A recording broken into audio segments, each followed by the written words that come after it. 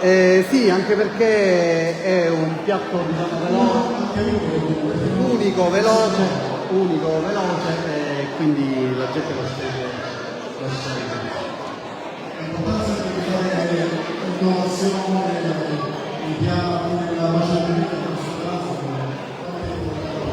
È importantissimo, anche perché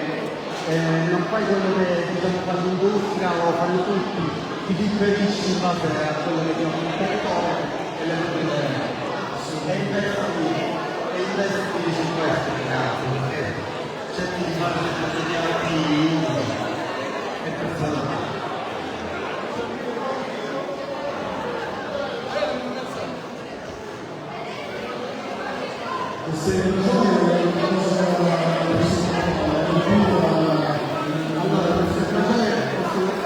Accoppiate con delle patate a forno aromatizzate con rosmarino che si sposa benissimo, li possiamo anche accompagnarle con delle verdure direttamente e poi la cosa interessante è che questa braciola non viene fatta subito,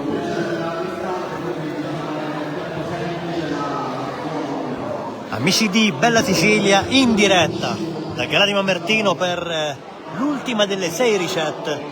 show cooking ai titoli di coda, tutto testimoniato dalle telecamere di Onda TV e Bella Sicilia che in questo momento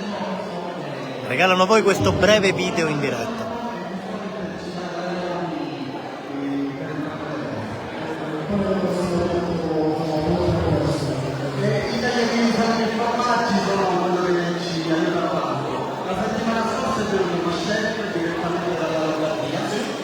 Dove tutte le sere passava e oltre a aprire sul tagliere che c'è stato in TikTok giustamente è capito che i sapori del mondo sono completamente diversi da loro.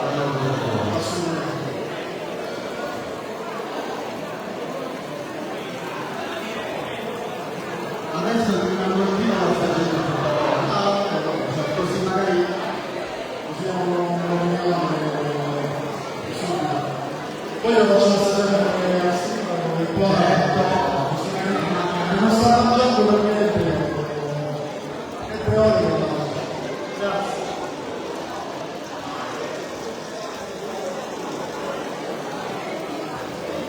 poi il piatto del giorno perché si sta facciamo anche delle classiche, il pistacchio, le colore insomma bisogna della da qua a 10 anni come